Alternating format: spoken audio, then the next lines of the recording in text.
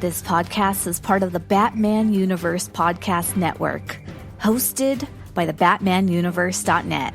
Check out everything related to Batman and the entire Bat family at the BatmanUniverse.net, including news and original content related to comics, movies, television, merchandise, video games, and more. Also, check out some of the other unique podcasts that TBU has to offer. Consider supporting this podcast by becoming a patron on Patreon. Even $1 can go a long way in supporting this content that you enjoy. Look for a link over at the BatmanUniverse.net to offer your support now. And now, on with the show. Scarecrow's frightened of a clown that's laughing, boys. I am a Batman. I am a Batman. Shine that signal, come out to play. I am a Batman. I am a Batman. Bring it on, Batman. Jump out your cave, 'cause I am a Batman. I am a Batman. Shine that signal, come out. Hey everybody, this is Bat10G311. I almost forgot our show name. This is the episode 222. I am Dane, and with me, as always, is Tim. Tim, how are you doing? What's up, Dane? I'm doing good. Excited to be recording our special 222nd episode, because this is the only time we're going to be an episode that's all about the number twos. So it can only mean one thing. It's got to be all about Two-Face. What we should have done was we should have waited until February 22nd, 2022. You know what? If we episode. really want it to be accurate, that's right. Just put the podcast on hiatus for a little bit.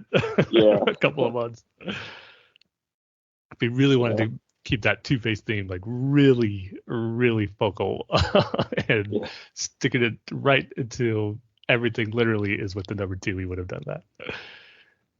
Yeah, but we're going to be doing the a commentary for the two-parter.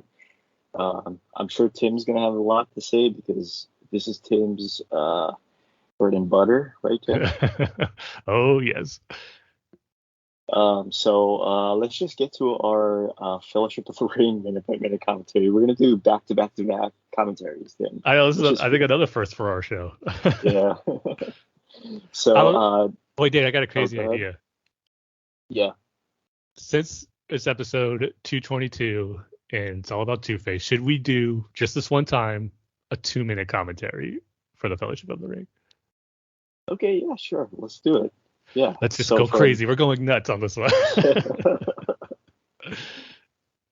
So yeah, just grab your DVD, grab your Blu-ray, grab your HD DVD, grab your beta tape, grab your VHS, grab your laser disc, your Blockbuster rental copy, your Netflix physical subscription copy, DVHS. Did I get everything, Tim? Oh, we forgot the most important one, the last one. But the most important one, which is the VHS to DVD converted copy. They spent all that time animating Gollum. They want you to see it, and how they watch it from VHS to DVD converted copy. So we're on minute 10. We're going to do 2 minutes because this is episode 222. We are doing the Two-Face two-parter, and so we're going to do 2 minutes. So we're going from minute 10 to minute 12. So Tim, are you ready? I am ready. And the best part also, if you're watching it on DVD or Blu-ray, the extended edition, you got 2 discs of the movie. So just throwing in any connection to the number 2 I can on those episodes. Wow, the DVD copy of Fellowship of the Ring was on 2 DVDs. Yep, and the Blu-ray. I was a little disappointed about the Blu-ray being 2 discs because I was like, I think it should be able to fit the whole extended edition on one Blu-ray disc. I wonder how many VHS tapes you would need to do that. Probably 4. Did Fellowship of the Ring come out on VHS? I don't think it did. I don't believe Okay. so. All right. Well, we'll see. I know for sure the Will extended edition didn't. yeah. Because I was thinking like Titanic was on 2, right? Yeah, So like that was what 2 hours and 45 minutes, pretty let's close to say 3. Yeah. 3, right? So this is like way over 3. So yeah, 3 VHS tapes. Um, so Tim, are you ready? I am ready. All right. I'm gonna get the volume down a little bit so I'm not blasted in my ears. All right, 3, 2, 1, hit play. As Sam is just staring at that flower with just like hearts in his eyes. You know Is those that like for memes? his? Is that for his girlfriend? Is her name Susie or something? Sally? I think it's Rosie. Rosie? Yeah. I think. I was gonna say, know those memes that says find someone who looks at you the way this person looks at this, and someone's like find Yeah. someone who looks at you the way Sam looks at this flower. So it looks like we're kind of through the whole introduction of concerning hobbits. I don't know if I mentioned this on the past commentaries where we were seeing the introduction to Hobbiton and the Shire, but the main theme for the hobbits is so good. It's one of the best musical themes in the Lord of the Rings trilogy, and in a score that has tons of great themes. The Hobbit one's one of the best, or one of my favorites. There's Gandalf. We're getting introductions into some main characters finally in this commentary. Yeah. We're finally starting the movie. Yeah, it's Frodo. And get going with the different techniques they were using to have the actors playing the hobbits appear small, some wide shots with some little people in there, and then some Yeah. close-up shots where it's actually Elijah Wood. But overall, because I know that was a concern going into the movie from certain fans, like how are they going to pull off the hobbits with actual actors we're familiar with not being short. But the different techniques they use, I think Peter Jackson did a brilliant job with it. Yeah, like when Frodo jumps into Gandalf's arms. Mm-hmm. How do they do that? That's a great introduction again to Gandalf and Frodo, just quickly establishing their close relationship as friends. Do they have small cows too? And, like smaller like pigs and stuff like that? I know that's the case with they mainly use ponies, but I'm not sure on like the Yeah. other different animals we see in the Shire. With at least in the few shots we do get of them, like some pigs, they do look to be normal size. That's weird. You would think they would have smaller pigs and cows, right? You would think, but I don't know. That's maybe one of the details that wasn't explained upon too thoroughly, I guess, in the original books. I'm not sure, or I don't remember. As always, it's those thought-provoking questions you come up with, Dave, in these minute-by-minute commentaries. I never really think Yeah. before. I mean, they have smaller houses, they have smaller cups, right? Yeah. Or like you would have to have like 2 sets of cups, one regular for you, and then one for like if you had Yeah. a human guest, right? Well, as we see, as we'll get to, Gandalf definitely looks oversized in Bilbo's house when it comes to Right. standing, sitting.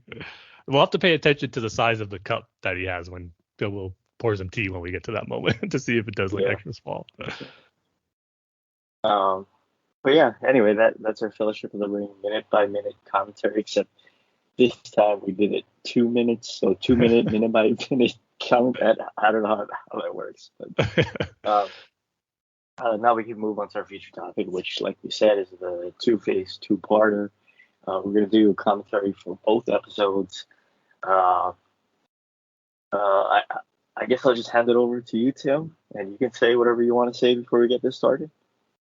Yeah, well, I guess before we get into it, we're going to be watching it on HBO Max. So if anyone wants to follow along or watch it along with us as we do our commentary, we will be doing it for on HBO Max. But the only thing I'm wondering about because I haven't watched too many series on HBO Max as far as leading into each other. So I'm not sure if it has like a continuation once the episode is over to just automatically move into the next episode, if we'll have to stop and then pick the next episode when it's over. We'll see how that goes. But hopefully it's a smooth commentary throughout both episodes.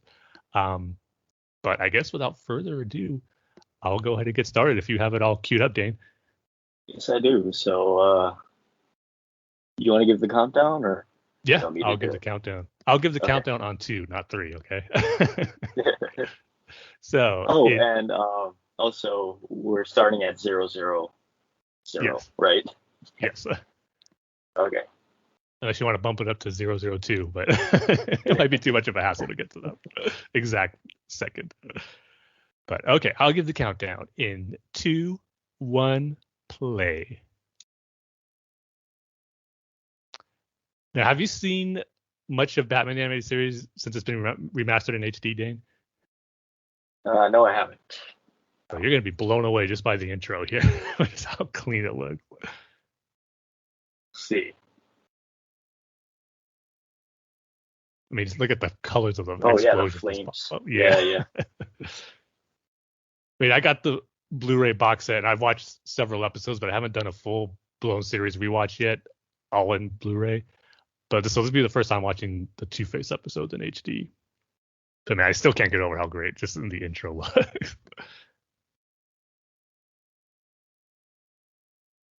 Now, the first question I want to ask you, Dane, regarding this episode and Two-Face in general, what was how familiar were you with the character of Two-Face before these episodes of Batman the Animated Series? Because I'm sure that shot looks better.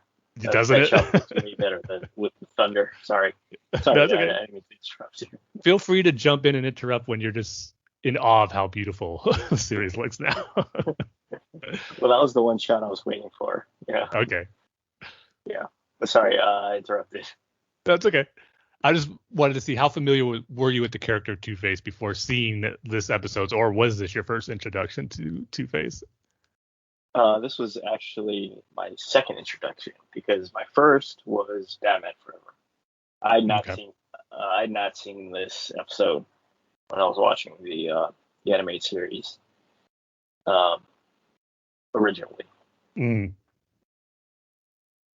Yeah, so for me, I always knew of the character of Two-Face, and I was actually waiting and anticipating for his appearance in Batman the Animated Series, because I specifically remember the series has been on for like a couple of weeks, and I was at a supermarket, the grocery store, where my parents are doing grocery shopping, and the magazine racks. I don't remember what magazine it was, but it had like a special section of Batman the Animated Series, and I was flipping through it.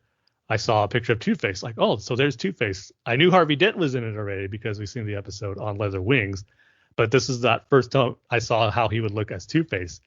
And the way that his discard side of his face was the color blue and not green stood out to me, because I was always more familiar with the classic comic era of Two-Face being green, not blue. So that always stood out to me. And then I was just eagerly anticipating these episodes to air once I saw that first image of him, and just to actually see the character in animation was something I couldn't wait for.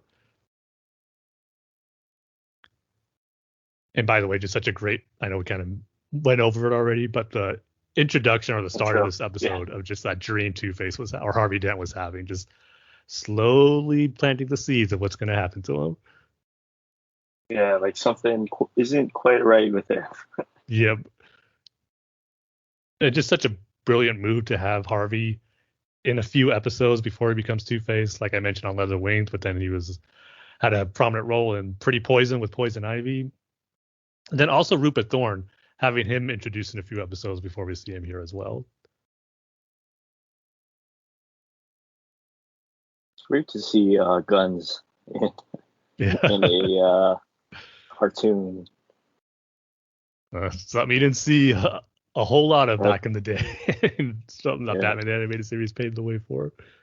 They even have like a rocket launcher. I love this Batman action sequence. Even though we don't really see him taking down the criminals, we're just seeing how Commissioner Gordon and Harvey are viewing it from outside the building, and Batman's throwing people out of windows and grabbing them from jumping out. was just like so awesome to see the terrified faces on all the criminals as they just run out of the building. Don't want nothing to do with Batman after that fight. This is one of my favorite shots coming up. That shot of Batman right there. Oh, I love it. It's so cool because they use that a lot in the TV commercials and promos for like, don't miss the next episode of Batman the Animated Series, and they'd always end up with that shot of Batman on the roof, this black silhouette, and just like the logo of Batman the Animated Series on there.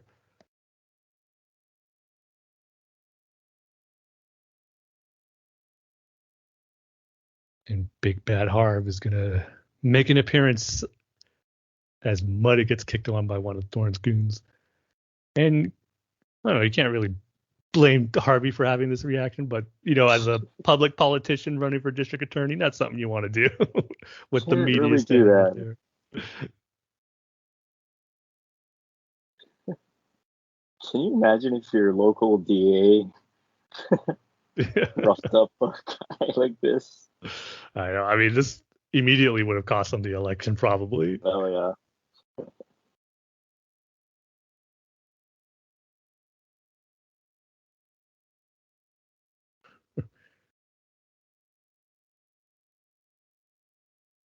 Just look at the faces of all the media. So something's not right in his head already. Rupert Thorne's thug knows it. This guy's crazy. He's a maniac.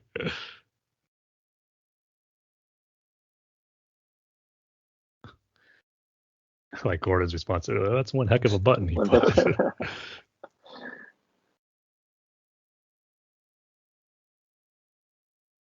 And Rupert Thorne's another character who I was first introduced in Batman the Animated Series. I know he was kind of in, believe, kind of the 70s comics of Batman as the mob boss then, but I've never read any issues with him prior to seeing him here in Batman the Animated Series.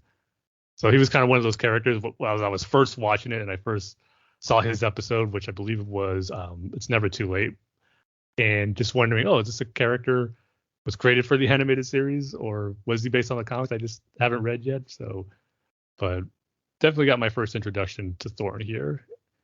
And this is pretty much his only main appearance in Batman media besides the comics, because he doesn't show up in any movies or really any other TV shows that I can think of. But yeah, Bruce Timm and Paul Dini and Alan Burnett, Eric Radomski decided to use him as the main mob boss for Batman the Animated Series. So it doesn't get a much better appearance than in this series, or this interpretation of Batman, I should say. Yeah, and another thing too is, again, I'm not saying anything original, but how well the color cuts through the black. You know, so there is separation. You can kind of see what's going on. Yep. Whereas you look at something like Rise of Skywalker, and then you know, on Exegol, and it's kind of it's really hard to see what's going on. Whereas something like this, like the color really comes through. Especially when you see it in HD. Yeah. Oh yeah.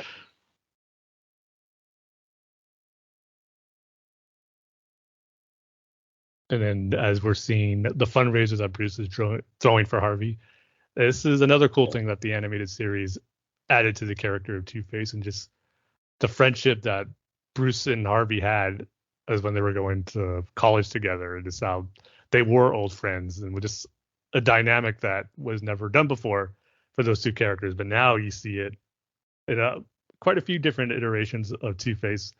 Even in Batman Forever, Two-Face tells Bruce he was a good friend right before he falls to his death when Batman throws all those coins at him, and other stories to follow. So just another great element of the Batman mythos that Batman the Animated Series created with the friendship between Harvey and Bruce.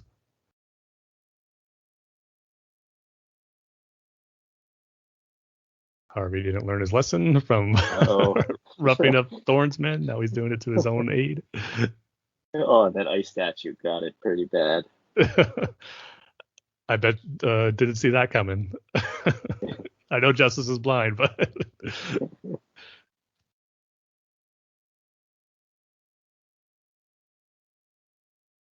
you gotta be like, you know what, Harvey, is something bothering you? Is something wrong? You know, instead of just acting shocked.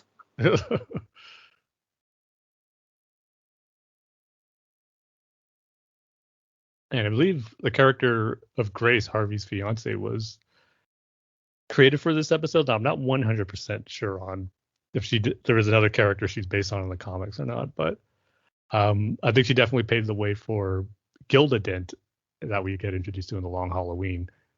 Take a little bit of inspiration from her, but obviously not to the extent of what she does in that story.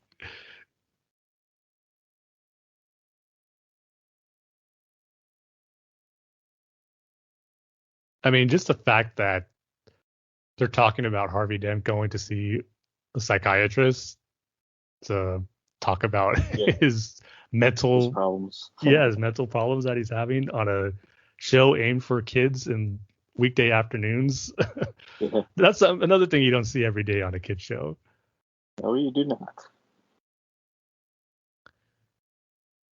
This is such a great scene too. The way you got the rain going on in the background and the Yeah, way I was it's about to lit. say. Yeah, like the ambiance with the thunderstorm coming in, and it's all dark. It's Yep. doing like a Oh, that shot right there. Oh yeah, that looks really good. The lightning revealing the Two-Face side.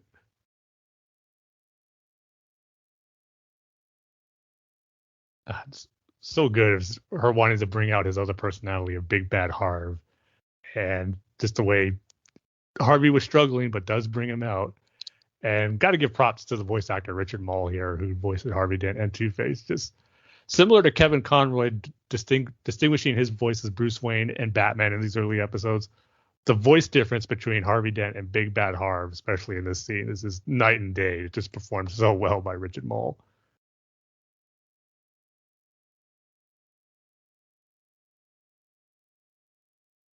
As the shrink is giving kind of the origin story for Big Bad Harv about representing Harvey's repressed anger that he has and the feelings that he has after he felt guilty after beating a little kid up one day in school. So a little bit of origin exposition here. Again, children's cartoon. Yeah. Talking about anger and being a bully. And for good measure, let's just have Big Bad Harv attempt to murder his psychiatrist here. Gee.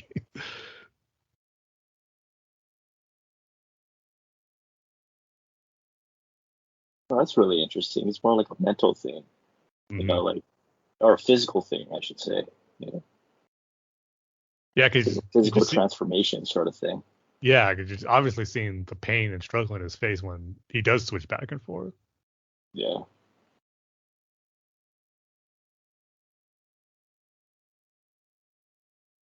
I like how nobody cares that there's a big gaping hole in their glass window. I think they'd be getting soaked and wet, and their Yeah. clothes and hair would be blowing in the wind.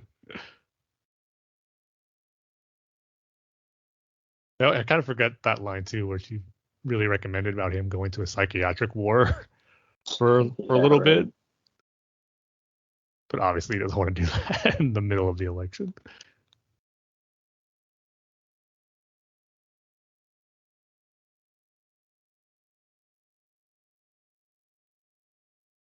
A lot of parties and fundraisers in this episode. I know. Got the first one in Wayne Manor, now we have this one. Very opulent ballrooms. A lot Yeah. of opulent ballrooms in animated series Gotham.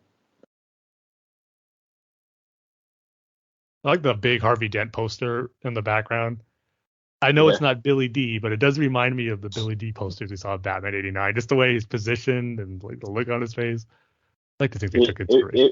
If they had a Billy D Harvey poster, a big poster like that, would you buy one? I mean, how could you not? Yeah. I wouldn't be surprised if they had one where he was winking too.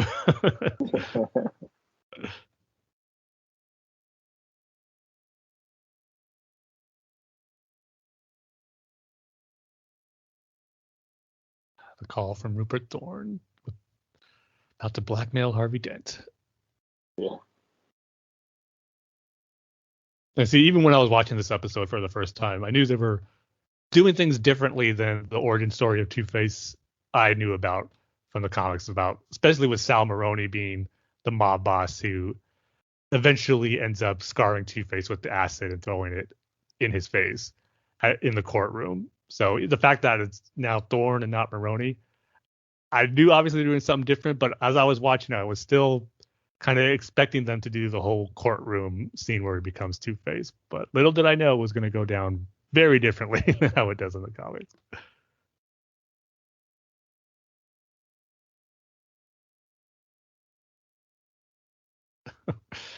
Bruce flirting and then just immediately snubbing his date or just some random woman who was at the party. Well, this is a little more important. Still a typical Bruce move. Yeah.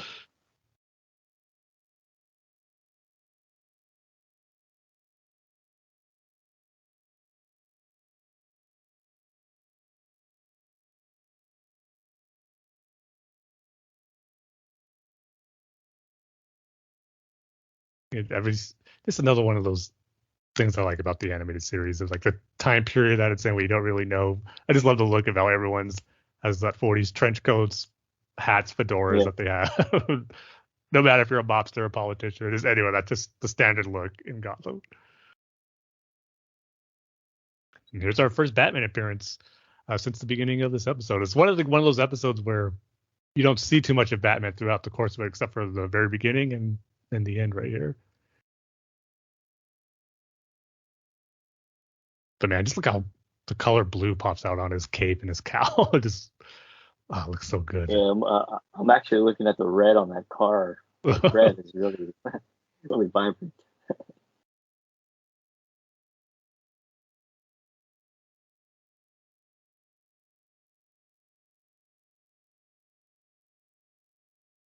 Bruce's tracking device did need a pretty good sized antenna that he had to pull out of there.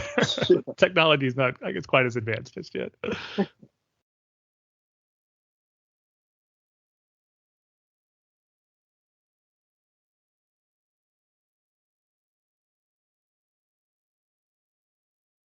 We're already getting close to the final sequence of this episode, man. One thing about these episodes when you watch them, or especially when you do commentary, they just fly by. So I kind of Why jumped does up that office? Why does that office not have a roof to it? Yeah. That's a good question. Well, there's a roof now, but something they maybe Oh yeah. forgot about when they were animating that other sequence. Oh, that looks amazing. Bruce, Batman sneaking up. So I jumped ahead a little bit right there where the psychiatrist was telling the story of Big Bad Harv. It's actually in this moment right here where Thorne is recounting Harvey or looking at Harvey's files and recounting that story of him beating up that bully and feeling so guilty.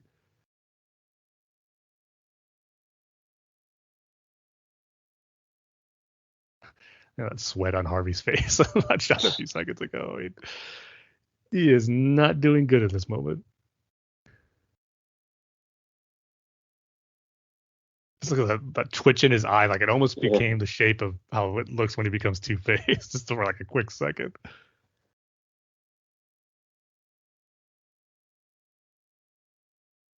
The animation's so good in this episode.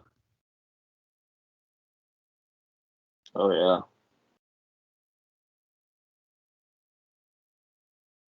I always like this line that Harvey has right here where Thorne says, "Do we have a deal, Harvey?" And Harvey gets all calm, cool, collected like it's Harvey. But then I always says, "You're talking to the wrong Harvey," in that Two-Face voice. And he just goes ballistic.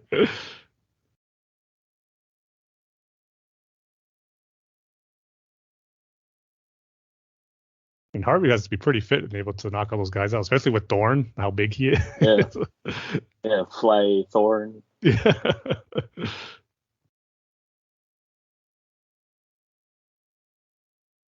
There is a little aspect that I like about here where Bruce and Harvey being friends, like the one time you're going to see them kind of fight together, taking down Thorne and his men. Not necessarily working together because Harvey kind of tossed Batman away, but still, they're both going after Thorne's men and not each other here. Again, can you imagine your local DA doing this? Just imagine that.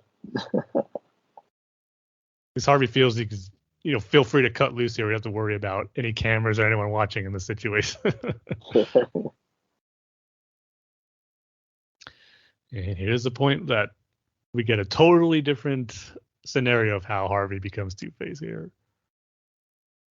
And to be honest, it's something that I've been torn on because I've always liked the story of him getting scarred in a courtroom by Sal Maroni or some type of mob boss. But I never liked the idea of Batman being in the courtroom also in his costume, just sitting there as one of the people observing and then pushing Dent out of the way just to have it be on his half of his face. But in this scenario too, it works well. But the way, as we saw, the explosion hit Harvey, it is how it made him fly off. I'm just not sure if only scarring half of his face would be the damage, extent of the damage there. I think it'd be a lot more worse than that.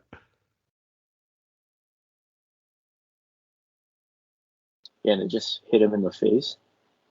Yeah, the side of it too. That's was because you saw how big that explosion was. It was pretty huge. Yeah. And not even just caused a lot of damage to that walkway as well, just blowing a chunk of that off. I wonder if it was something too. It might have been where they weren't able to, as far as being limited to what they can and can't not show as far as Harvey being scarred. Maybe something, having acid thrown in your face wouldn't be allowed by the FCC at the time. Gonna get our big Two-Face reveal here. Regardless of how it happened, this moment and sequence here is just so beautifully done. Yeah. I mean, we haven't gotten the full shot of Two-Face just yet. Just getting a little tease. We saw the color blue. Think we're gonna get there, but nope, as he's looking in the mirror. And just a scream that Harvey lets out here. Again, the performance by Richard Mall, so well done.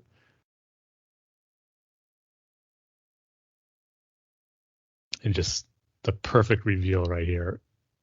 Oh, yeah. Oh. I mean, the shock of horror on Harvey's face as he turns, and then the lightning. God, it's just perfect.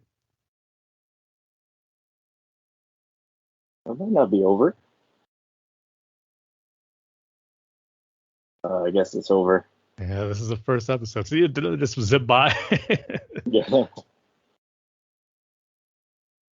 To be continued. Now, if I remember this right, and I'm pretty sure I do, I think this episode aired on a Friday. Real quick, you just want to hit the up next button, Dane? Yeah, sure. Let's do If I it. can get to it. Okay, and then we'll pause it on 0 again. Okay. And you can. What were you gonna say? I'll just make sure. Okay, the next episode's starting. Is it for you? Yeah. Okay. Just hit pause and then go back to 0. Okay. Yeah. Let's go ahead and do the countdown again, and then we'll start the second episode. Yeah. Okay. 2, 1, play. Okay. Oh, Part dang 2 it. is officially underway. Or are you gonna be like a second and a half ahead of me? Okay. Not 2 seconds and a half. Oh, I should say 2 seconds. Just to keep in with the theme. No, but what I was saying, I believe that this episode, or Two-Face Part 1, aired on a Friday, and I just remember the wait for the weekend feeling like forever to see See Part the next 2. one. Yeah, and to actually see Two-Face in all his glory in the next episode. But especially back then when you're 9 years old and time just seems to go by so slow. The weekend felt like a week. I remember. Right.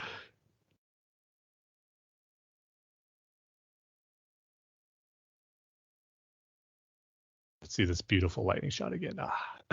It's never gonna get old in HD. Yeah, it looks amazing. It really does show. Forgot about the recaps that we got too. At least this is like a quick recap. It's just showing you the events of Harvey becoming Two-Face when Thorne's men shot the electricity bolt. And we're immediately at the hospital scene where we get the reveal. So it wasn't like a full-blown, drawn-out recap of everything that happened from the very, very beginning of the last episode. And I'm sure I said this on other Batman the Animated Series commentaries I've done for the Batman universe, but the title cards for each episode. Hey, there's our episode number, Dane. Yeah, there it is. 222. It's all fitting together so nicely. But yeah, those title cards, one of the many aspects I love about the animated series is how different it was. It just makes it feel so timeless. And the episode doesn't waste any time. You're immediately just seeing Two-Face. He's already hired 2 henchmen of his own, and of course they have to be twins. So he's about to hit a mob bank, and like we don't see the aftermath of Harvey struggling of what he's going to do next. It's like, nope, we're just immediately full blown villain Two-Face already.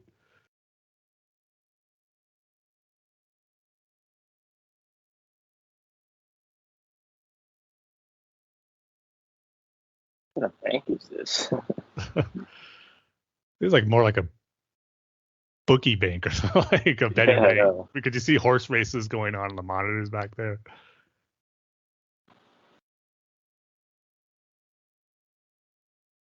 I always like the design too of Two-Face. I remember, as I said in the beginning, the blue skin side of Two-Face took a little bit of getting used to for me because I was so familiar with the green. But I always liked the black and white contrast of his actual suit and tie, even just one Yeah. side black, one side white, both going against each other.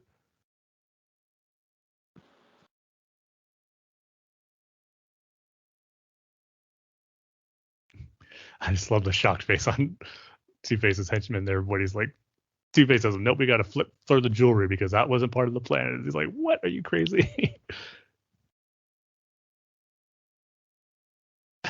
Two-Face gives a mean slap.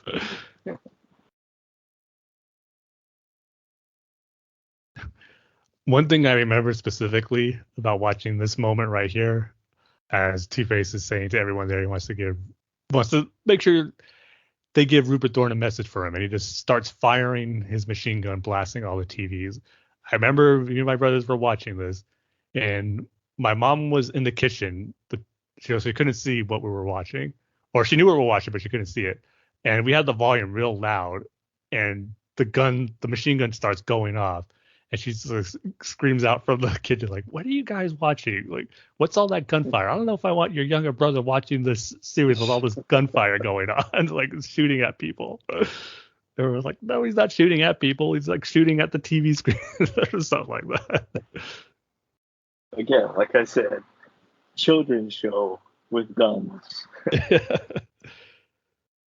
I mean, because if you're just hearing the audio and you hear Two-Face say, "I want you to give Rupert Thorne a message from me," and you just hear machine gun fire out, you're thinking he's shooting a bunch of people right there.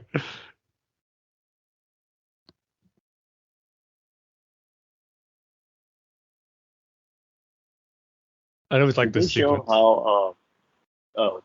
Did they show how the other side of the coin got all marked up? No, I think Two-Face had it all along, but I think you might just Oh. have to assume that it was either from it shouldn't be really from the explosion. I think it was actually like that from the start. Yeah. I do like the sequence because just how it goes nicely with the first dream sequence we've had of Harvey running down and trying to escape Big Bad Harv in his dream. But now we're seeing Bruce have a dream about how he feeling guilty and how he couldn't save Harvey. And I so brilliant about this series, how it all goes back to the loss of his parents too, where we just got that moment where he's looking down and he sees his parents saying, "Why couldn't they save him?" Just again going into Bruce's mental state right here too, not just Harvey's. It's so beautifully done in the story.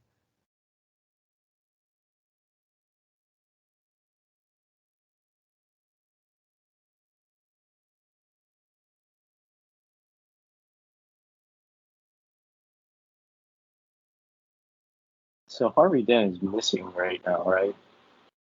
The DA is missing right now, right? Yeah, well, I don't know if missing would be the right word because I think people obviously he's making the news. They know he's Two-Face, just kind of Two-Face at large and just a criminal on the run, I guess. Oh, I It's kind see. of how you have to look at it.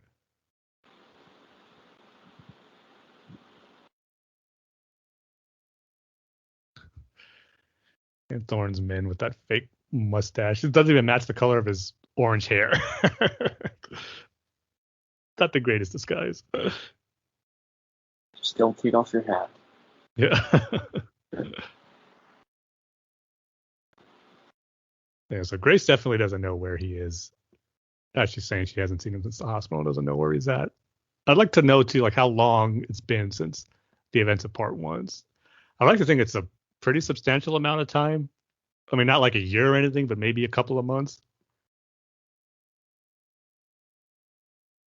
You think Two-Face would kind of have to get certain things in order and find those henchmen, work out a plan to try to take Rupert Thorne down.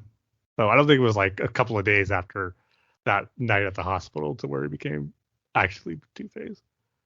Right.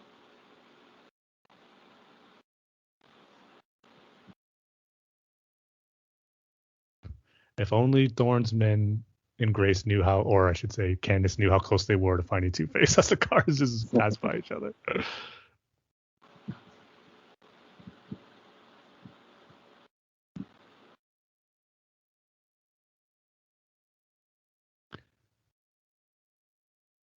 About $65,000 and 3 stacks of pills. I like how he's just putting it in a wallet right here too. and he has a credit card with his name on there. It actually said Two-Face. Two-Face. I forgot about that. That's brilliant. He actually had a couple credit cards in there too. It wasn't just one. Regardless of what happened to Harvey, he still had good credit to apply for some new cards and be named. I know what his driver's license said. Yeah. Maybe that was one of the reasons that I think it's been a couple of months since the night of the accidents, because he had to apply for a few credit cards and it takes a little bit for you to get those credit cards. So yeah.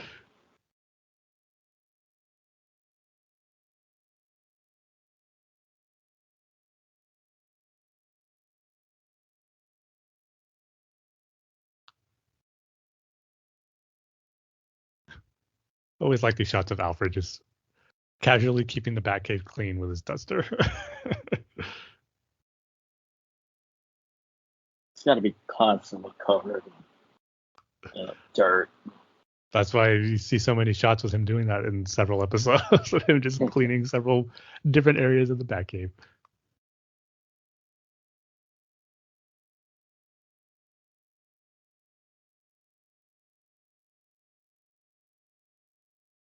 So even Alfred had a pretty good suspicion or an idea maybe Two-Face could have had, where he's saying maybe Two-Face is going to rob him twice because he's all done robbing Thorne's banks, especially with the ones with the theme of number 2. So Alfred trying to be a little bit of a detective there, but Batman kind of says, no, I don't think so.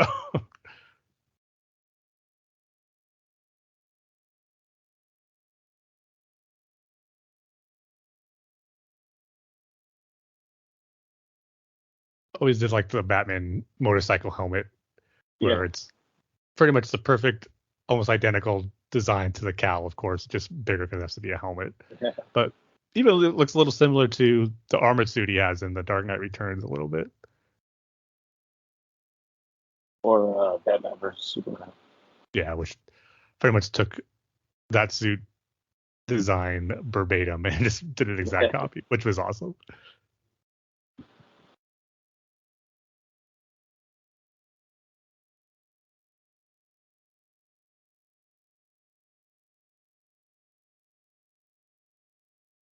Always like these art styles right here with that close-up shot.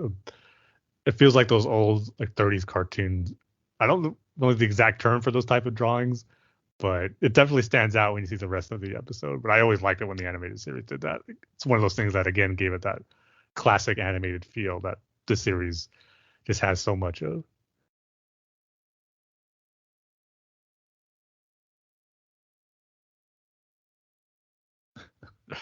Batman taking these guys down so casually, just with one hand, pretty much looks like breaking that guy's hand. I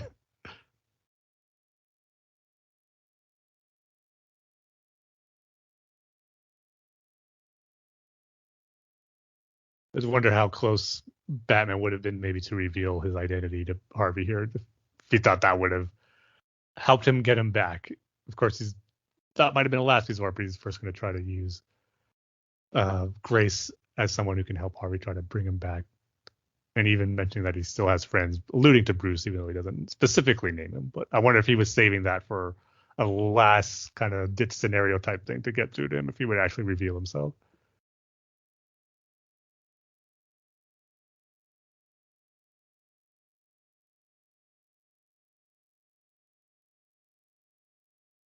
It's kind of an off moment for Batman here. I mean, Harvey sneaks up behind him. That doesn't really knocks him out, but hits him pretty hard to put him out of commission for a bit. And then Harvey just kicks him into the janitor's workstation there with the mops, water, and just fully knocks Batman out right there and has to be wakened by the janitor. So I just chalk it up to Batman just being overly concerned about wanting to help Harvey, that he wasn't going all out on him. So I was gonna say, it's like his friend, right? So I wouldn't expect you to knock me out if I turn my back on you. So I'll forgive Batman getting knocked out by janitor's equipment here in this instance. Even though I'm sure it's something he wouldn't want to talk about or even reveal to Robin or Alfred.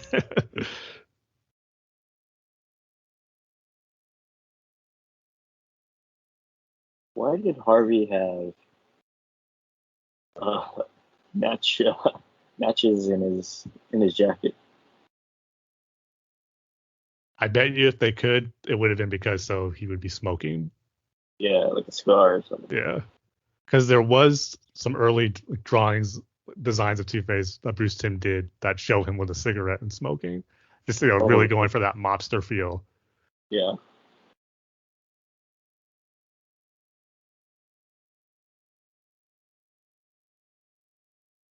This is another great thing about this episode, just seeing the conflict that Two-Face still has, knowing that he hasn't gone full-blown villain just yet here, but still clinging to hope that Grace, the love of his life, is still there for him, and maybe he doesn't possibly think they could have that normal future that they wanted together, but you just see the conflict, how it took him so long for him to call her, and several coin flips too before it landed on the good side for him to finally call her, and just kind of see if there is still a little bit of hope for him to come back through Grace.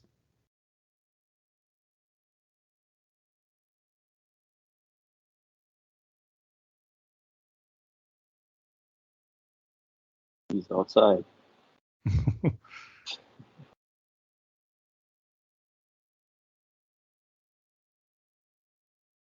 Oh, never mind. The Wild Deuce. Oh, Perfect hideout. Deuce. There's the second one too. It's a franchise. That's right. They wouldn't have the number 2 on there for no reason. What's the point of an umbrella in this rain? I think it'd just be blowing so wildly that it wouldn't do much to cover up.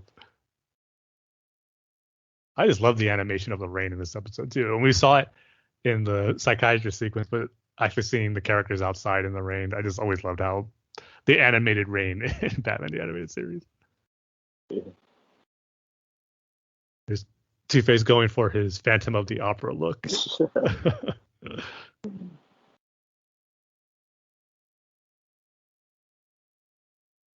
He covers his hand though. Nope. I like his dialogue right here too, where it says, "This is my world now, a dichotomy of order and chaos." And you can kind of see how, obviously, the nightclub one side still is in good condition, and the other side is not, just all run down. Yeah, even the small little window on the doors. Mm-hmm. One side is cracked, and the other side isn't. Yeah, because you see light on one side, and the other side is dark. And it's a nice way of doing it, not really exaggerating and overdoing it, kind of like how Batman Forever was, where they showed his hideout there, and just the different sides were at different extremes and crazy. This is a little more subtle, Tim. Yes. Just a tad. A little more subtle and a little more well done.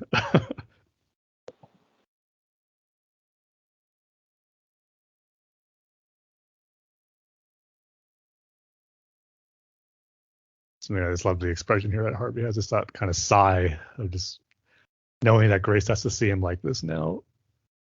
But yeah, she still says she loves him. And Two-Face's men there, I don't know what happened to them. I wonder if they're dead or they just get knocked out. Because it's part of me thinks, you would have heard the gunshots, but part of me thinks they didn't show up, but there's like knives in their backs. Yeah.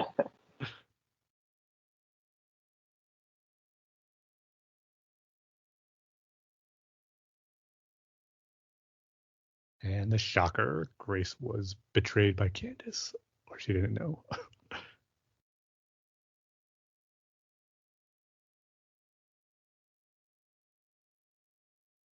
But at least see Thorne's honest here. He doesn't make it like she betrayed Harvey. Thorne actually tells Two-Face, no, she thought she was alerting the police and she wanted to help you. Still, Two-Face still can't help feel betrayed. And more beautiful rain animation there with Batman on the motorcycle. I love these shots. Oh yeah, that looks good. The thunder.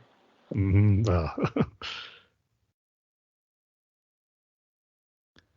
See, man, Batman's still hurting from landing in that janitor's workstation there. Still groaning and having a hard time getting off that bike. You wouldn't think that would he'd get taken out by a janitor's push cart. I know. Like I said, not Batman's finest hour, but we're just going to chalk it up to him wanting to help his friend and just being overly concerned about him. Yeah.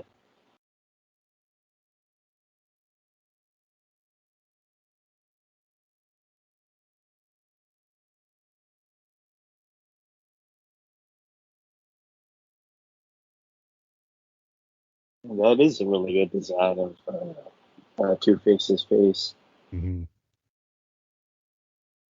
Yeah, now I've got to the point where I don't know which one I prefer more, like the classic comic green design or the animated series blue, because I just got so used to this one. Or the Dark Knight version.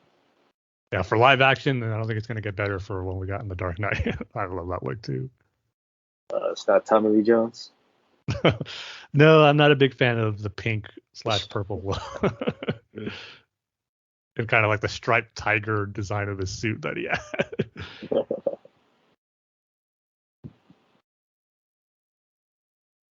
Don't shoot out a chandelier.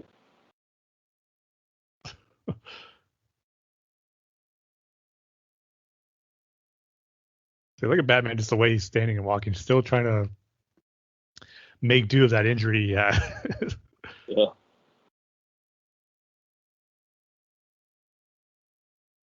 Even Two-Face is doing fairly better in the fight with Thorne's thugs than Batman is here. Looks like Grace gets her moment too to take down Candace.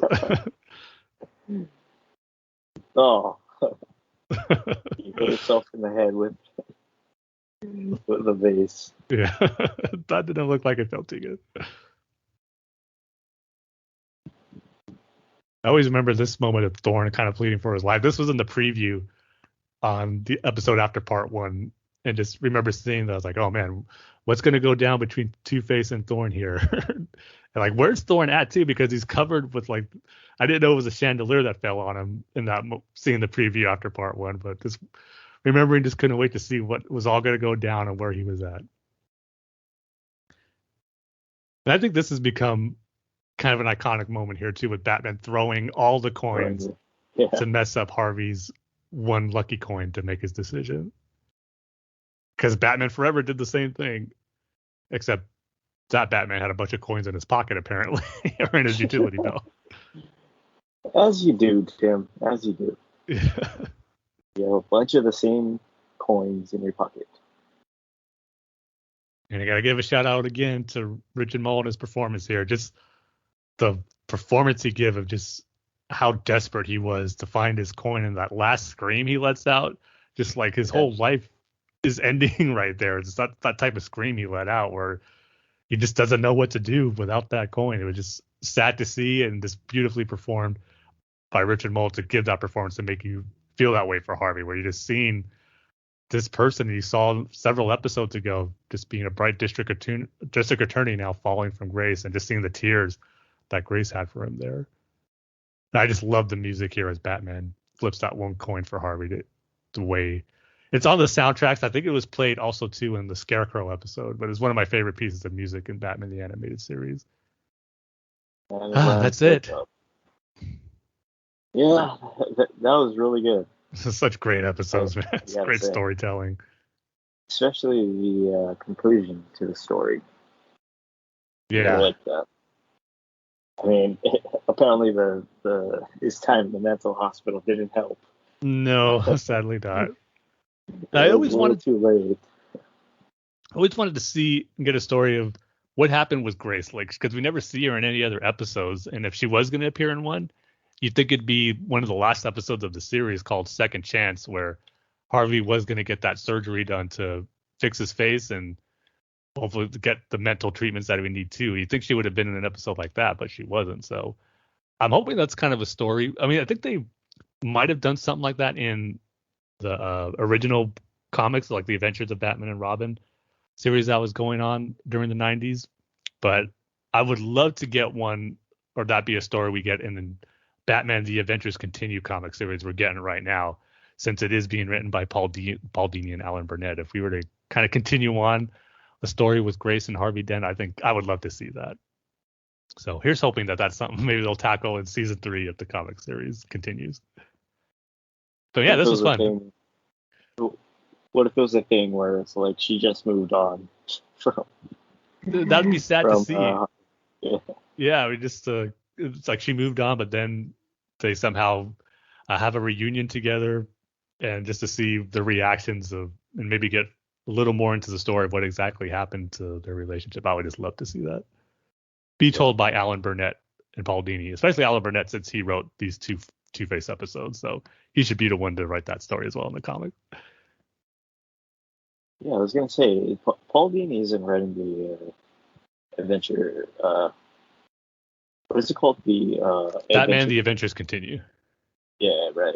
He's not writing that, is he? No, he is. Yeah, they both get writing credits on it. Oh, I see. Well, yeah, it was a great episode. It's been so long since I saw that episode, and I could have swore that Robin was in this episode, but I guess not. No, this is one of the many early episodes that Robin wasn't in, and as a young Batman fan watching it for the first time, just always wonder, when's Robin going to show up? When's Robin going to show up? Yeah, and again, it's weird how they just straddle that line between, you know, this sort of this content for adults with you know, the mental illness thing, and then Harvey getting, you know, scarred by the acid. Yep, the gun violence mental too. breakdown, the gun violence, all of this stuff while maintaining this children's cartoon, which is amazing. And I think this is one of the better episodes of that, right? Yeah, I would think so. Yeah. And just is all a part of makes Batman in the animated series the classic that it is. Yeah. So, Tim, you can officially check this off of your bucket list, your Batman bucket list. You finally did the Two-Face two-parter commentary on episode 222. Couldn't have worked out any better if you asked me. So it was worth the wait. I know it was something we were planning. Obviously, we didn't mention this at the beginning of the episode, but we didn't get to record on our normal schedule time like we usually did. So it's going to be a couple of weeks between episodes. And this is when we had planned, as we were recording the last episode, where we're talking about our slate of themed episodes for the future, like the Warner Brothers movie slate. But we got one down, so we're good on our slate of ideas that we have for upcoming episodes. So even though it took a little bit longer to record episode 222, it was definitely worth it in the end. It's a lot of fun to watch those episodes and to talk about them with you, Dane. So yeah, definitely a good idea that you had when we're talking about our 222nd episode. What episode are you on for The Saga Continues? We are on like 180 something, I believe. Oh, you missed out on 66, right? Oh, we definitely did an Order 66 type Oh, he did. episode theme there. Yeah. What did you guys do? I think it Did was you, just. I think Kyle did a Palpatine voice for like the first few minutes of the episode, where you're just doing it in a Palpatine voice, but I don't think he lasted very long to do it for the whole episode. that you guys did like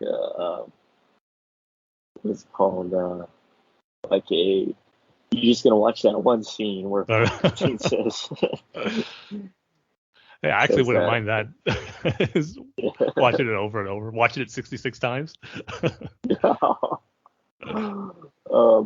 that time you'll be sick of that scene. I don't think I would. Yeah, I gotta rewatch Revenge of the Sith, and it's been a while since I saw that one. My second favorite Star Wars movie. Yeah, because I rewatched Phantom Menace and Attack of the Clones I was like, we might as well just recently. finish it off with Yeah. Revenge of the Sith. Yeah. It's almost like you got to now. Yeah. But yeah, that is our featured topic for this episode. 2 parts, Two-Face on episode 222 commentary. Hopefully you enjoyed that. Hopefully you watched along with us right there. Yep. Um, And yeah, just had fun just watching those episodes again and just hearing our anecdotes about the episode. Hopefully you enjoyed that too. but now we can move on to our news section, which is Leslie Grace has been cast as Batgirl. Again, someone I haven't really heard of. I didn't watch In the Heights, which I guess she's most known for, but Mhm. yeah, she's a good actress, right? I mean, we've been wrong before. Yeah. I'm kind of in the same boat as you. I'm not really too familiar with her as an actress, but as you said, in kind of most articles that are talking about the casting when it was announced, is how that was her breakout role in the Heights, and so she really stood out in that. So, yeah, I'm expecting her to be a really good Barbara Gordon. And even though I haven't seen her in anything, I'm just excited that it's just kind of another layer that this movie is actually happening after hearing about it for so long. We got the directors, and now we have our Barbara Gordon, and it's a Leslie Grace. So I'm excited for it, just the fact that it's things are happening where the movie's going to become a reality pretty soon. So now hopefully they can start shooting pretty soon, and we'll have a Batgirl movie on HBO Max. I still got to remember it's an HBO Max exclusive. So, and another bit of it's not like officially confirmed yet, but just yesterday it was being reported that J.K. Simmons is going to reprise his role as Jim Gordon in the Batgirl movie. So if that's real, then just another cool thing about the Batgirl movie bringing J.K. Simmons back, because he definitely didn't get his moment to shine as Jim Gordon. Not that he was bad in Justice League, we didn't get enough of him. He was just basically in 2 scenes, and the 2 scenes he was in, I thought he was a really good Jim Gordon, and you want to see more of J.K. Simmons as Jim Gordon. So I'm glad. Looks like we might get the opportunity to have more of that, and just to have him really be a focal point with him, obviously being Barbara's father, and just to have that be a dynamic of the movie is something I'd be really excited about to be seeing. So hopefully that ends up being accurate as well. So we'll see as the movie's. I'm not sure when it begins production, but I imagine it's going to be pretty soon as we're getting all these announcements about it. So should be fun. Yeah, you could say J.K. Simmons had 2 minutes of screen time. Nice. Yes. I was hoping to get some type of connection in the story, and you did it, Dane. Yeah. I think you actually might be right about that. Just being 2 minutes. And it's 2 casting announcements. So there you go. Leslie Grace and J.K. Right, Simmons. two So we're still on our Two-Face roll here. Is this movie actually happening, Tim, or is this just we're gonna stop production, or something's happening and then he goes into development hell for a little bit? Hopefully not. I mean, it seems like it's been in that situation for a while now. Yeah. I mean, The Flash is Well, happening, and we never thought we'd see the day, but the cameras are rolling on that. So we just gotta be a little more patient with Batgirl. Once camera starts rolling on that, then we could hopefully breathe a sigh of relief that it's actually going to happen. yeah. But anyway, let's move on to our review. And Tim, you're gonna again. You're gonna review The Long Halloween Part 2 Yes. of this episode. This episode's all working out so beautifully with the number 2. Yeah. We got a review of Batman The Long Halloween Part 2. And, of course, sticking with the Two-Face theme, Two-Face plays a heavy role in this part of the story of The Long Halloween. So this episode couldn't have worked out any better. But we got to think of a good rating scale for this one, though. How many 2s you can fit in a sentence? Or a theme? I don't know. It has to do something with 2. So, yeah, well, I'll try to think of something by the time I get to my score.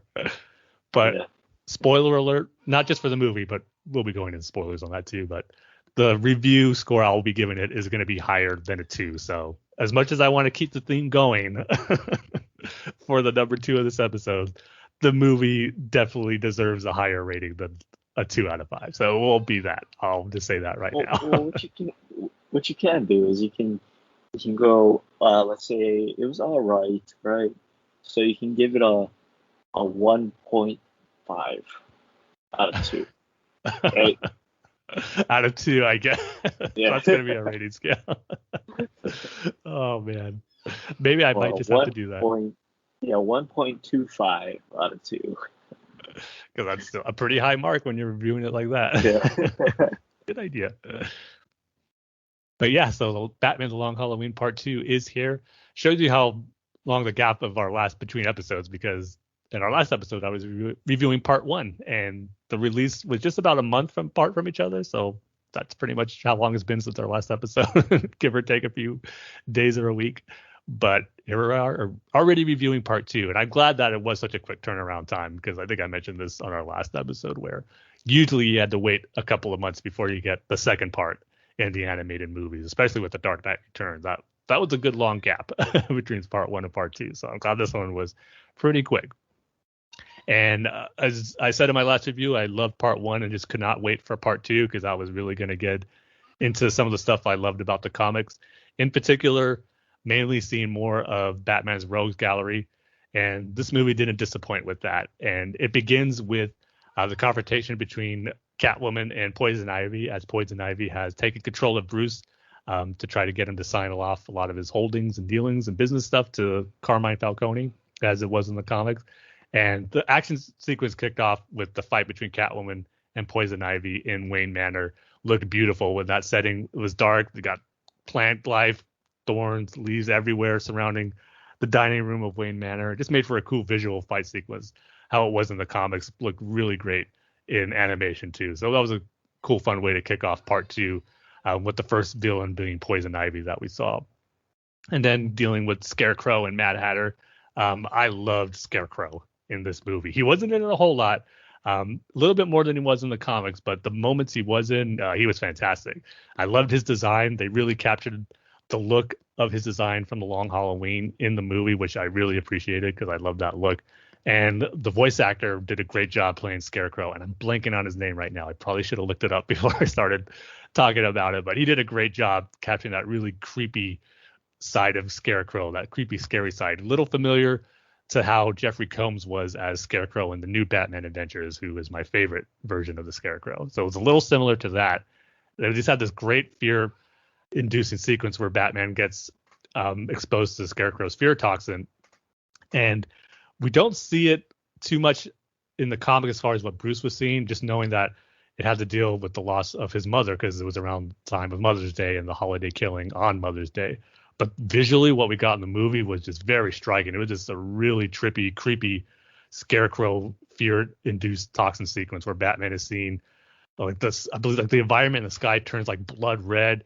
Scarecrow takes like this decapitated head of what I think was supposed to represent Bruce's mother, and just really sending Bruce down the spiral of shock and fear as we see him just running back to Crime Alley, into the spot where his parents was murdered, just really feeling the effects of the fear toxin. And it wasn't until Catwoman helped him get him back to Wayne Manor for Alfred to get him back to health. But it was just one of the more scary or trippy Scarecrow fear sequences. It was just, I was surprised to see that, because it didn't get too much of that in the comic, like I said, but it really made you feel the fear that Bruce was having in that moment. So they did a great job with that. And then, of course, obviously, as I said before, and sticking with the theme of Two-Face, this part of the movie heavily dealt with Harvey Dent's fall from grace and becoming Two-Face by the end of the story. And I did like how it was played out in the movie, kind of similar to the comics, but different in certain areas. But the movie did a great job of just pacing out of Harvey, just seeing him just mentally break down. And so eventually we get to that moment in the courtroom with Sal Maroni. And once we get that moment too, where Sal Maroni pretends to work out a deal with Harvey to give him everything he needs on Falcone, but in fact, Sal Maroni is still working with Falcone to bring down Two-Face, and this was their ultimate goal in that courtroom, where he sprays that little bit of can of acid, not a can of acid, but like a little tube of acid that he has and just throws on Harvey. And I gotta say, I may be wrong, but I'm pretty sure, other than that brief moment in Batman Forever where Bruce is watching the recap of the news footage of Harvey becoming Two-Face in the courtroom, this is the only time we've seen that instance happen on screen. It was definitely done a little better in here than it was Batman Forever, because, as I said in the Two-Face commentary, I never liked the idea of Batman being part in the courtroom. This time it wasn't the case. What was different than the comic was, instead of Bruce being in disguise in the courtroom, he was actually on the rooftop talking to Gordon, telling him he has the evidence believing that Harvey is the Holiday Killer, while everything went down with him becoming Two-Face in the courtroom. So it just was nice to see that sequence be animated. As I was talking about the commentary, I love both of the versions of how Harvey became Two-Face, and now to have one, how it was done originally in a comic, now done in animation, I loved seeing. So that was cool. So yeah, everything dealing with Harvey's transformation to Two-Face, I thought was done really well here. Things were a little different as far as kind of leading up to the final moment between him confronting Falcone and exposing the true identity of the Holiday Killer.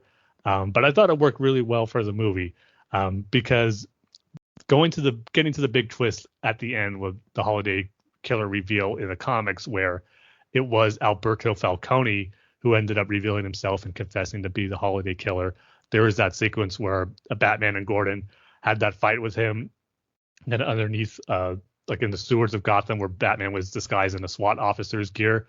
We get a moment like that, but it was a little more similar to the Dark Knight, where instead of Gordon being disguised as a SWAT officer in the SWAT van transporting Harvey Dent in the Dark Knight, it was actually Batman disguised as a SWAT officer transporting Sal Maroni in the SWAT officer's van to try to draw out Harvey, knowing that he'd probably go after him for revenge. And that's what happened. Had a little action sequence there between Batman, Harvey, and Solomon Grundy too, who Two-Face brought up to the surface. And we did get that great moment in the comics too, where Harvey's just been living in the sewers with bandages still on his face, talking to Grundy, reciting the nursery rhyme. So all that was there too, and I love seeing that played out in the movie as well. But in that moment where they try to get Harvey out and arrest him there, Holiday strikes and kills Maroni, point just in the back of the head. And as Batman's about to go after the Holiday Killer, Two-Face kind of stops him, just like saying, no, like don't go after him, kind of protecting Holiday, revealing that he kind of knows something about who the Holiday Killer really is, and planting that seed in Batman's head that maybe Two-Face probably isn't the Holiday Killer. So then we get to the big climactic moment, and the one I couldn't wait to see the most, because it was one of my favorite moments in the comic, where kind of all the villains get together and make the reveal to Carmine Falcone, kind of symbolizing the end of one era of crime in Gotham with the mob bosses and the start of a new one with the costume villains. And I always loved that moment from the comic, and it was great to see it brought to life in animation in the movie. Although I do have one little complaint about it. I think they decided they need a little more action for the final sequence in the movie. So we get this moment where Joker, Penguin, Two-Face, they're all attacking Carmine Falcone's living quarters, or his building that he was in. They have a shootout with Sophia Falcone and some of his men. So it's this big action sequence in the shootout that happens, where in the comic, Falcone just hears like the laughter of the Joker. I think there was also some of his men were exposed to Joker toxin, if I'm remembering it right, and they're just wondering what's going on, where's this coming from, and he just makes his way into his office in the building, and that's where we get that amazing splash page in the comic with all the villains just sitting there, and Joker just says trick or treat. And we didn't get that in the comic because, like I said, there was this big shootout and they had to make their way to Falcone's office and kind of break their way in there. But I always liked just how it was done in the comic, where that it created a sense of like a tense moment and suspension there, where Carmine Falcone didn't know what he was going to see, and then just the shock on his face when he saw all the villains there. We didn't get that in the animated movie, and it was something I did miss a little bit. But everything that went down afterwards was still there. Two-Face about to get his revenge on Falcone, but then Batman and Catwoman show up. We have a pretty cool action sequence with Batman and Catwoman and all the other villains there. That went on a little longer than the comic did, which was kind of cool to see. But things play out pretty similarly. Sophia Falcone falls out of the building with Catwoman trying to help her, but wasn't able to save her. And then Two-Face does end up putting 2 bullets in Falcone's neck, killing him. And then we get the reveal there of Selina kind of wanting to know for a fact that Falcone was her father, so we get that moment there too. So all that stuff played out pretty closely to the comic, except for that one thing that I wish they stuck with how the comic did, with just a villain showing up in that room there, for just creating that suspension that I felt was missing in that moment. So that was great to see. But then we get the final reveal of the Holiday Killer and all that. And we do get that great moment too, with Two-Face turning himself into Batman and Gordon on the rooftop. I always love that moment. Just kind of bookending how the story started with the 3 of them on the rooftop 1 year ago, wanting to bring down Falcone. And then it took a tragic turn, sadly, over the course of that year with Two-Face, with Harvey becoming Two-Face. And then Harvey saying that he hasn't given up everything he stood for and turned himself in to Gordon. But another change here from the comic, we don't get that line where he says, you know, there were 2 holiday killers, right? And that doesn't happen here. But we do get the reveal at the end, just like the comic, where it was Gilda Dent who started off the holiday murders, and pretty in the movie was Holiday for all the other murders as well, because the big change here is her motivation and for doing this, and the fact that Alberto Falcone never showed up again in the movie. He is dead. He didn't fake his death like they did in the comics. But this whole thing is, for as far as Gilda's motivation for doing this, is pretty different than the comics, where in the comics it's pretty much she did it to hopefully have Two-Face or put down the Carmine Falcone family, and Harvey Dent would be able to put them away, and they'd be able to spend more time together as husband and wife, start a family. But in this one, while she wanted that, her main motivation was revenge against the Carmine Falcone family, because in the movie it was revealed that her and Alberto Falcone had a relationship together. She was pregnant, but she was never accepted by the family, by the Falcone family. They had her marriage to Alberto Falcone annulled, and because they conceived a child together out of wedlock, they took the child away from her, so she lost her baby. And her whole life was ruined by the Falcones. So she wanted revenge against them. And she thought by marrying Harvey, I should correct myself, because she even said in the movie, she didn't want revenge, she wanted justice. So she figured marrying Harvey was her best chance to get that, marrying a district attorney who would deliver justice to the Falcone family, bring him down. But she kind of realized she had to take matters into her own hands, really, when she realized there was something in Harvey that she felt probably wouldn't get that justice that she wanted. And so she started to do the holiday killings. But she did say that she did truly love Harvey, didn't want to see what happened to him actually happen with him becoming Two-Face. So that was a big change from the comics. And then they left it kind of open-ended, because Batman was there as she was confessing all this. He was there in the room with her. It is in the same spot in the comic where she's burning all the evidence, the holiday costume, the guns, all that stuff. But Batman's standing there hearing the confession, and it left it ambiguous if he turned her in or not. Because she asked him, are you going to turn me to Gordon? And he just walks away not saying anything.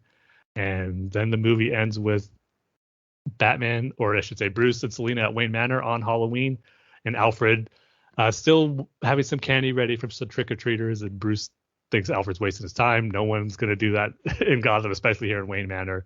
But there's a ring at the bell, and then there's a family with a kid in a Batman costume, which kind of brings a smile to Bruce's face. And that's where the movie ends. And then we get a fun post-credit scene where we get another doorbell ring, and instead of kids trick-or-treating, it's Flash and Green Arrow at Wayne Manor. And Alfred just says to Bruce, "It's for you."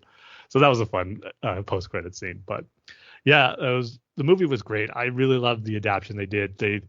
I said this for part 1, and I think it applies to part 2, where they took all the elements that made The Long Halloween a great story and kept those elements and the big plot points and just changed certain things just enough to keep it original, but not make it totally different. That's going to make you kind of wish that they just stuck to how the comic was, which is the case for some other animated comic adaptations that they've done. So I just really like the balance that both of these movies struck as far as how closely they followed the story and throwing in some new wrinkles in it as well. So it was great. Animation continued to be great. And the vocal performances were great all around too, just like in part 1. Jensen Ackles, I think, is another fine addition to the many voice actors who have voiced Batman. He did a really good job in this one, and I hope he does more, because after seeing this, I really hope they do Dark Victory next. So I would love to see that. They'll have to take some liberties on that though, because the way things ended here would make things play out differently in Dark Victory as well, especially when you're dealing with Alberto Falcone. So we'll see about that if they decide to continue the story, but I hope they do.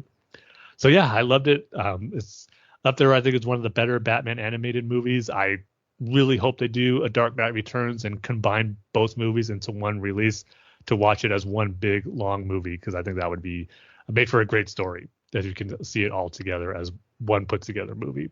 So hopefully that would be the case as well, because I'll buy that immediately right away. So if I were to score it, I would go ahead and give it 4.5 out of 5 times I could fit the number 2 in an episode or in just any part of a conversation or a sentence. And if I'm going to use your rating, Dane, I guess I would give it a 1.5 out of 2. 1.5. You sure not a 1.85 out of 2? It's easier just to say 1.5 out of 2. But all right. Well, I guess I'll watch it then. Yeah, definitely check it out. Has it got the Tim seal of approval? It definitely does. Yes. Okay. 2 thumbs up. If I could throw that type of rating scale in as well. Yeah.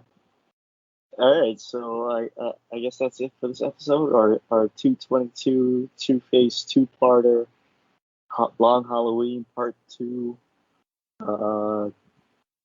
second part. I guess you could say. You fit a lot of number 2s in there.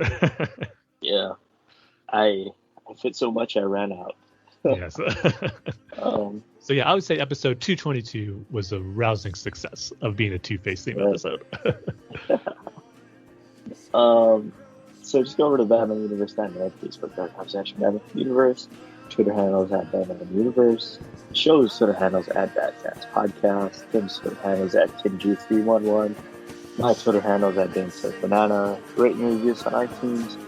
You can email the show, batfanswithoutpants@gmail.com. So, Tim, like we say at the end of every single episode, we love each and every one of you with all 2 of our hearts. You knew that was coming, right? I was wondering where you were going to get that in. All right, we'll see you guys. See you next time in 2 weeks.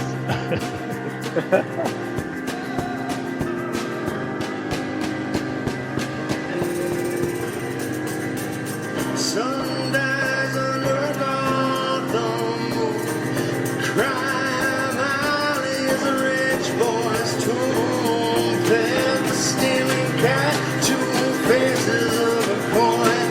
Scarecrow